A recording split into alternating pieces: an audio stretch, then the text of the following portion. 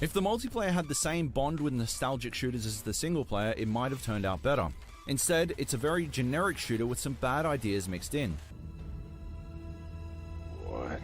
No, alright. I know that sounds bad. Making an online game is dangerous. It's one of the only entertainment mediums that relies on a group of people to carry it along, not to mention the willingness of a company to supply it with servers. A game like Halo 3, which has one of the most celebrated online modes in history, still has value after its shutdown with campaign and local multiplayer modes. But games like Fortnite, CSGO, Rainbow Six Siege, and countless others have no value without an internet connection. I can watch Are We There Yet, starring Ice Cube, all I want, but if they somehow made that movie into an online shooter, then I doubt anyone would show up to play it. Actually, now that I think about it, it sounds pretty awesome and would definitely top the Steam charts, but you get my point. Even the biggest studios see massive failures across the board. Big fan of Battlefield 5's Firestorm? You know, for whatever reason? Go look playing it in 2022, or hell, even at launch. You can have the best idea ever for an online multiplayer game, but if no one shows up to play it, it's basically a death sentence. With more server shutdowns happening each year, big studios are not hesitant to pull the plug on games if they aren't profitable for them, no matter how acclaimed they are by their respective communities. But with things like emulation, private servers, or both, it shows people are willing to do whatever it takes to play their favorite games, no matter how niche the community. But what about games that just die out, with non-existent or small communities that don't have enough resources to make these workarounds? Garden Warfare 2, Uncharted 4 multiplayer, any annualized game really, and the topic of this video.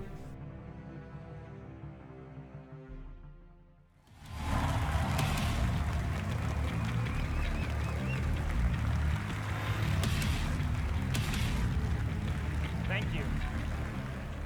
Wow. I've had the pleasure of working on these games.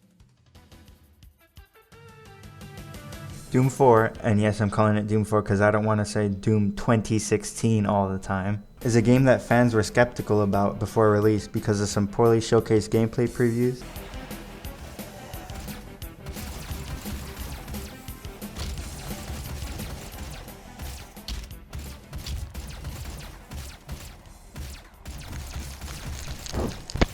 But when a multiplayer mode was revealed, people seemed pretty excited for it. But at launch, the multiplayer content was barraged with hate and criticism, citing that it didn't feel like Doom and didn't hold a candle to the excellent campaign. I played the closed alpha, the open beta, and now the full game, and I haven't enjoyed it in any incarnation. I think most people would agree that Doom 4 is a pretty kick-ass reboot or sequel or whatever you want to call it. It's a shame then that they kind of lost their way with the multiplayer mode. Now when it comes to multiplayer, I cannot say I'm a big fan. It's a bit odd with dancing taunts and odd customization. You're wrong, and you're a grotesquely ugly freak. Thanks. First of all, let me say what is and isn't Doom was very skewed, and it was even more so at the time.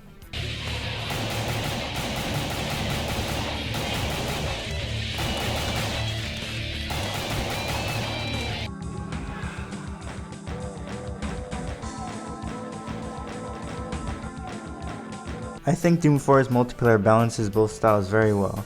The gameplay speed is more or less the same as classic, but still has the gore and over-the-top natures of mods like Brutal Doom, and implements new mechanics from the campaign like glory kills perfectly. Movement is still faster than your average shooter, health and armor pickups are scattered around, and power items appear announced on the map.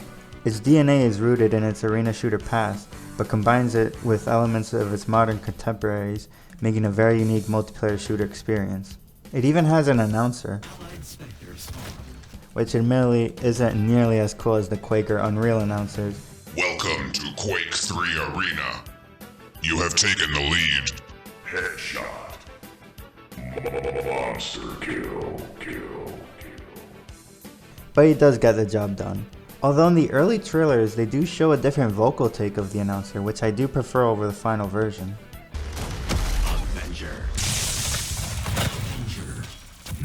Take the modes of Halo, the combat and map design of an arena shooter, and the loadouts and progression of Call of Duty, and you have Doom 4 Online.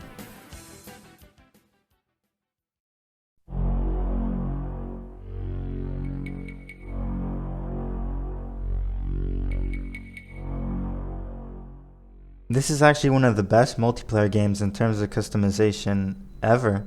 Armor parts and paint jobs that match and even surpass Halo in variety and just sheer cool factor. Weapon camos, colors, patterns. You can even change how dirty you want your weapons and armor. It's insane. Eat your heart out, Halo Reach. Not to mention the ridiculous emotes. And yes, this was before Fortnite popularized them. A lot of people do complain about ridiculous stuff like this being added into their serious online shooters. Most AAA studios threw realism of the cosmetics out the window after Fortnite became popular. But for Doom 4, I can't really complain too much about it. I just think they're funny, although I can see why some wouldn't like them. Runes act like perks in Call of Duty, unlocking them as you progress, but it's only one ability at a time, and they aren't tied to your loadout. Being only one ability at a time, these are pretty powerful. Things like Vital Signs let you see enemy and ally health, Evasion, which increases your movement at low health, and Magnet, which is for f***ing shit. Fuck. Okay, let's see what happens. Nothing good.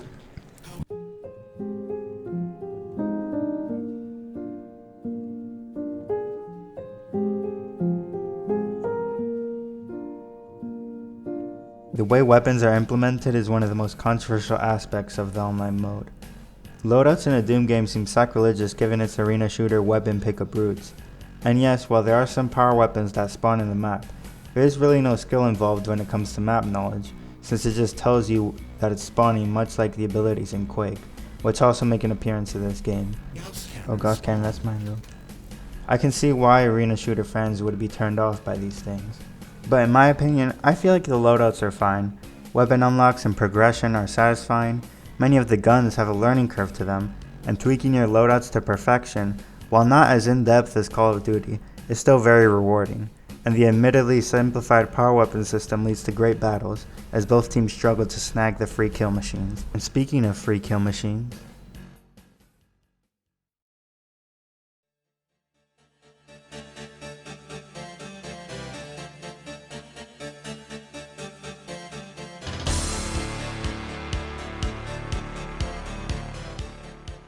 by far the most unique aspect of Doom 4 Online, the demons act more or less the same as power weapons, but you choose one of 7 alongside your loadout and runes. And I would say there are some that are obviously better than others, but there isn't one dominating demon overall. Each has its own use cases for different scenarios and maps. If you want range, use the Harvester. If you want brute force, use the Baron or the Spectre. If you want to be a fat bastard who's just a sitting duck to any kind of fire, use the Mancubus. Each has their own abilities and playstyle that you have to master to make the most of it. The main complaint I see from most people about the demons is that they don't seem to require much skill to get kills, and for players who are fighting against them, they just act as monsters that insta-kill them that aren't much fun to fight. Really, the only one that requires a good amount of skill is the Prowler, and that's why he's seen as one of the worst ones. Power weapons in most games do still require skill to use, so I understand the complaints. But in most modes, demons have a timer on them, unlike a sniper in Halo which you could hypothetically keep refilling with ammo. Plus, I feel like it wouldn't be right for playable demons in a Doom game to not be a power fantasy. Oh my god, Bloodbath. That being said, you can still be a terrible demon and die quickly by a well-coordinated team, power weapons, or your own incompetency. And for modes that rely on it like Soul Harvest, I feel like it works the best, because it emphasizes the teamwork it takes to defend and kill the demon.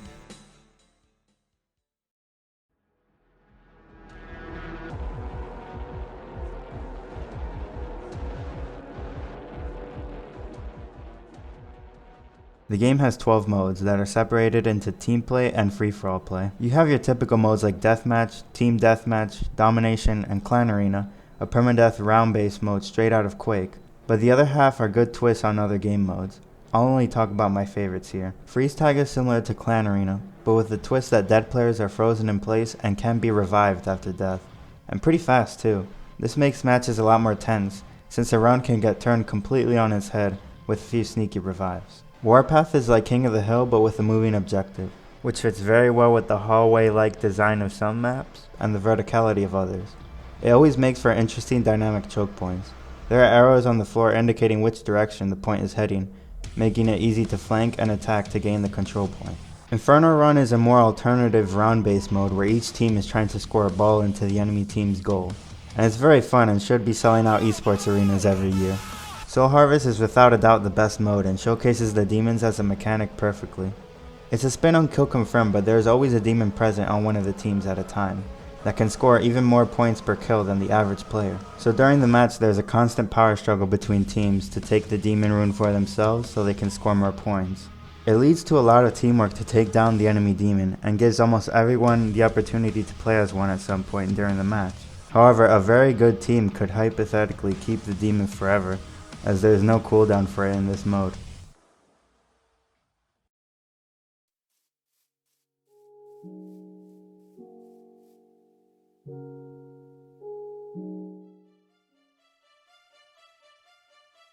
Like I said previously, the maps are designed like an arena shooter, and I'll admit, design-wise there aren't many maps that stand out, but the aesthetic is what makes them stand out, which is surprising for Doom 4, a game with only 3 settings: Steel Corridors, Orange, and Hell. Low gravity space stations, floating sanctuaries, disgusting demon guts.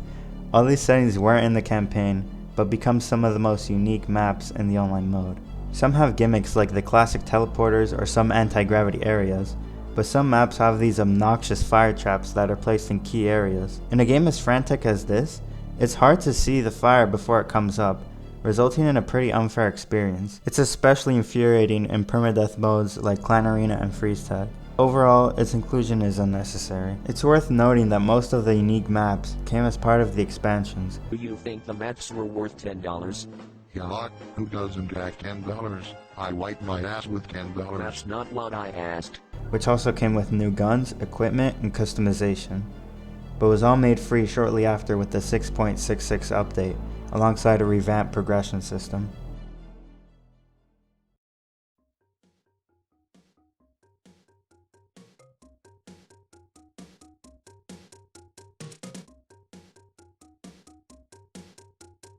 The progression is what encompasses all of this, with 500 levels to go through, unlocking all sorts of new weapons and tools at the start, and constantly unlocking new armor, coatings, and patterns after. It really taps into that part of our ape brain that likes seeing numbers go up that COD 4 discovered back in 2007. Your rank is also pretty representative of your skill level from my experience.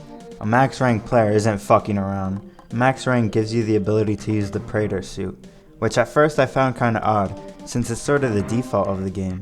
But when you think about it, unlocking the suit of the unstoppable killing machine that is the Doomslayer is pretty fitting for a max rank. In each match you're given a rating as it plays out, from bronze to silver, gold, and slayer. The higher your rating, the more XP you'll earn, plus it gives you a chance to get into the post-game podium to show off your awesome dance moves. Up there. Yes! Yes, the 1 ratio, let's go! Sing 2. Yes, unstoppable ratio. Addictive progression, unique but familiar gameplay, immaculate customization and game modes. It really feels like it has everything, but it came out at the wrong place at the wrong time. Arena shooter fans were starving for a true successor to Quake and Unreal, Call of Duty fans were sick of futuristic settings, and Halo fans were presumably in a dark ditch drowning in their own piss buying wreck packs. But the highly anticipated sequel to Doom 4 will expand on the multiplayer and make it even better, right? Right? It doesn't. Don't get me wrong, Doom Eternal is an amazing game with immaculate shooting, amazing weapons, and enemy variety that all encompasses in a unique combat system that stands out from the crowd while still being Doom. However, there are many things that its older brother does better, and one of those things is something that most AAA games in recent memory are neglecting: content. Doom 4 is one of the most complete packages in recent memory, and it's kind of criminal that most people overlook these modes. I didn't even mention SnapMap, the game's level editor, which is pretty good, but could use a lot of improvement. Sure, now Eternal has a few new modes and DLC, but they don't have the longevity that Doom 4's multiplayer offered, in my opinion. But because of the overwhelmingly lukewarm reception to Doom 4's multiplayer, instead of an expansion on that and a new and improved SnapMap, instead we got this. Battle mode? What is this, Mario Kart? Okay, battle mode is decent fun, and it has its own intricacies and appeal, but is it a legitimate replacement to Doom 4's offerings? No. No. Not even close. And sure, of course it has some flaws and polarizing design choices. It didn't help either that the promising Quake Champions was just around the corner for the hardcore crowd. It struggled to find a player base at the time. And sure, the game is playable on PC, but there's pretty much only one lobby operating at a time. And the occasional hacker here and there doesn't help. So because you continue to reject this, now we have this bland, mediocre replacement. You know, man, this has really been boiling my blood for a long time. You know what? I'm gonna make my own Doom Eternal multiplayer. Yeah, I'm gonna do it. I'm gonna do it right now. Actually, I need to be on the PC to do this. So yeah.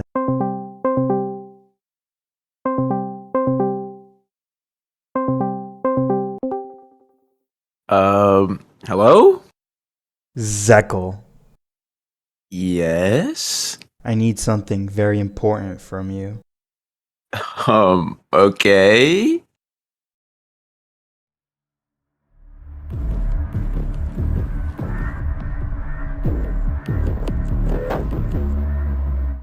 The fuck? What the fuck? What did you do? It's Doom. It's just like Doom. Welcome to Epstein Island, boy. I'ma kill you, bitch. I'ma kill you. Oh shit. Oh shit. Look at the. Oh my lord. Where are you? I'm gonna kill you. I'm gonna kill you, boy. You're not. No, you ain't. Where are you at? No. Why you? No. I like the fucking Baron stage hazard. Got the Microsoft buyout DLC, bro. I was in the menus, bitch. Where are you? Never find me. You're inside, what? What is that room? Trick shot! This one's going in my compilation, Lewis. Oh no. Oh, there you go. What the fuck? I'm out of ammo. Bitch. Bitch. Baron is still here.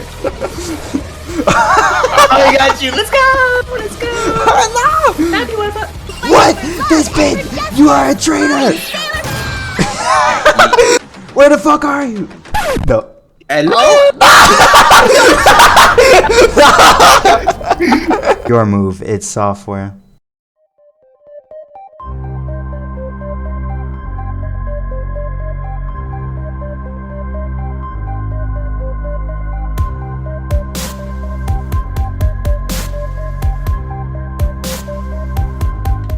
What, vaping? No shot. No, yo, this is the hardest shit I ever made. He's vaping, bro.